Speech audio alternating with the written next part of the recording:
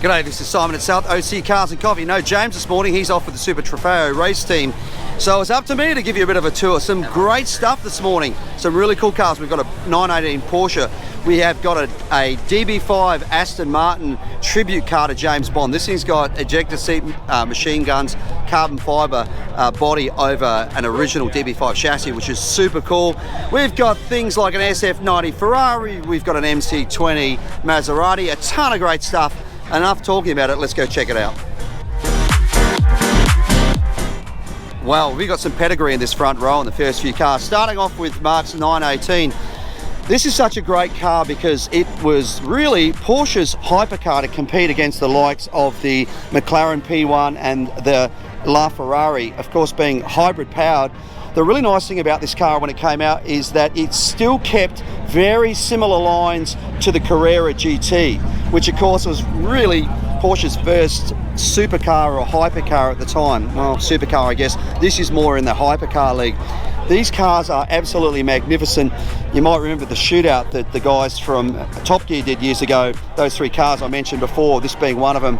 An incredible car, so quick off the mark, and this is certainly going down in history as one of the best cars Porsche have ever built. Next to it, belonging to one of my best friends, this is a McLaren 650 LeMan. Some real telltale signs. This is an LM, of course, the wheels being one of them, and then that classic roof scoop, which you're now seeing in a lot of the LT cars from McLaren as well. Tony's owned this for a number of years, bought it brand new. It's one of my favourite cars. A couple of times he sort of talked about the idea, toyed with the idea of selling it. I'm going, don't sell it, mate. It is just a classic car to celebrate McLaren's win at Le Mans. This is a car you keep forever. Next to it, Maserati, back in the supercar scene with the MC20. This is such a beautiful car, full carbon. They've turned to a twin turbo V6 in this car. And interestingly, they've stayed away from hybrid technology. Interesting, as I say, because you see companies now like McLaren with their new Artura going to a V6 with hybrid technology. Maserati haven't done that. I really love this car. I think it's beautiful. Next to it, just leaving, check this out. This is Ferrari SF920. Talking about hybrid technology, that's what Ferrari have done with this car. This is super quick. This is one of the few cars that actually could keep up with the new Tesla in terms of 0 to 60 times. This thing is absolutely a monster and really interesting design cues on it as well. But a great lineup of cars on the front row there, and still more to see. He's bleeding from the words I spit, so sharp, so freezing, so cold. Behold, frostbite, they feeling. I could tear you apart, or I could go heal them. Don't believe in fate, don't believe in ceilings. I just need a taste and my mind starts peeling. I don't pace myself, I grind on kneeling. Got lust for change, I just... Talk about motorcycles again. Once again, we have filled up that front row. Ton of different bikes are here. Let's check some out. Push forward through the tough times, cause anything worth doing is a tough climb. And I ain't gonna give up. Got too little time, I'ma live up. Head down, push forward through the tough times, cause anything worth doing is... We love it when we get clubs to South OC Cars and Coffee. Pantera Club this morning, organised by John, the owner of this beautiful Pantera, who also happens to be one of our hard-working volunteers. Great to see this group here today. Remember, if you've got a club and you want to bring all your cars to South OC Cars and Coffee, please reach out to us via Instagram or Facebook or the website.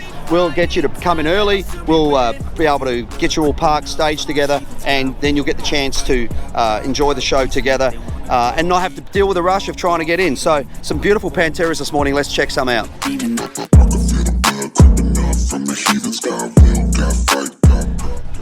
And another club this morning, this time EVander Hall's really interesting three-wheel vehicles. I never know whether to call these things cars, whether to call these motorcycles. Motorcycles, and the gentleman that owns one just said to me, and I guess that makes sense. I believe you're supposed to even wear helmets when you drive these things. But here's what I want you to see. Have a look at the engineering in the back of this one. I don't think that might be factory. I think somebody's played around with it. In fact, really interesting. Let's look at this one. As you can see, coil over, trailing arm wheel over to this side, a little bit of engineering work.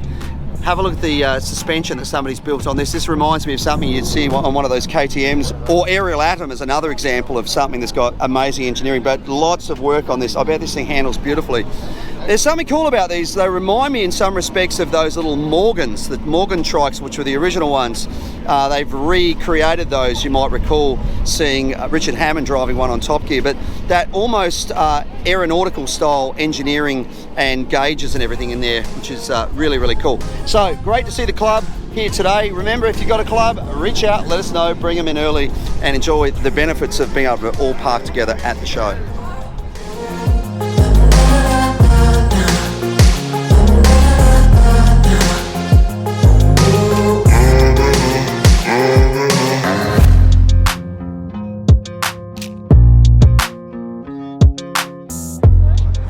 So really special car, probably going to be a car of the week. This is a Aston Martin DB5 James Bond tribute car. This is actually a full carbon fibre body built onto the original chassis. As you can see, machine guns, why wouldn't you? I know that he also had the blades on the wheels, but we decided probably best not to put them on given the number of people walking around. You'll notice that it looks like it has a sunroof, but it only goes over the passenger side. Well, that's because that's where the ejector seat needs to go. It is a really beautiful car, very, very nicely built. You walk around this thing and there's so much wonderful detail on it, and it's just so neat and clean. That beautiful instrumentation, but then again, you know, the screen and things and the switch gear like you'd see in a James Bond car. I know Aston Martin were turning cars into James Bond cars at the factory, and ridiculously expensive. I can't begin to imagine what this thing cost to build, but it's beautifully done, and we're going to make this car of the week, providing the car's still here when we go to leave. So make sure to go and check that video out.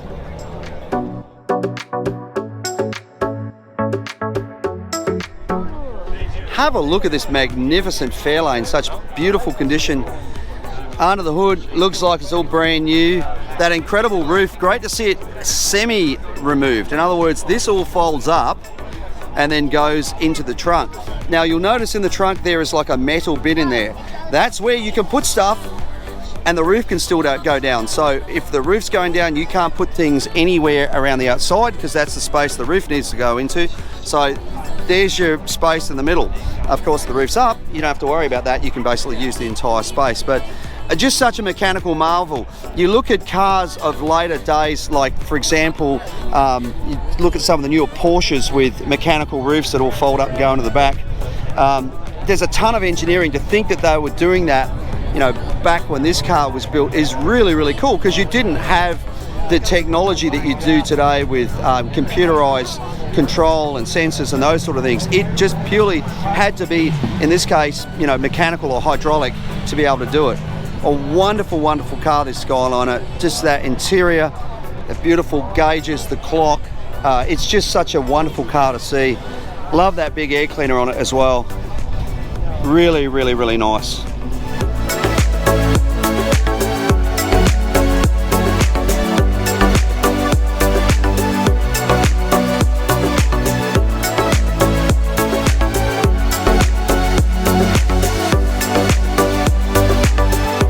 What a beautiful old Ford Model A sedan we have here. Slant window sedan. Really, really nice. Model A is made between 1928 and 1931. This is a magnificent example of a really beautiful car. As the Model T revolutionised automotive manufacturing with a production line and made cars affordable to average people, this obviously was the next generation on, and really set the scene for what was to become the future of cars. Great to see these old cars. Can you imagine if these things could share their stories about the people that travelled in them and the trips they went on? It's just so wonderful to see these things so beautifully restored.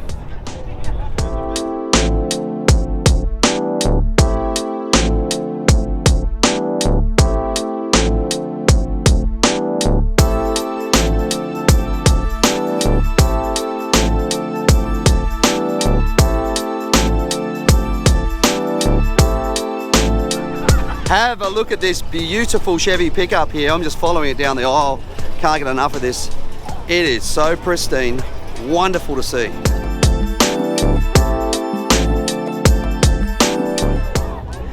Beautiful 1969 Camaro here, running a small block 383, really clean engine bay too. Love that sort of champagne colour it's been done there. Willwood brakes, Corvette, calipers on the front there, really nice interior.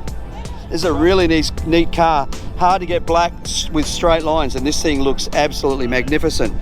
Very, very nice indeed.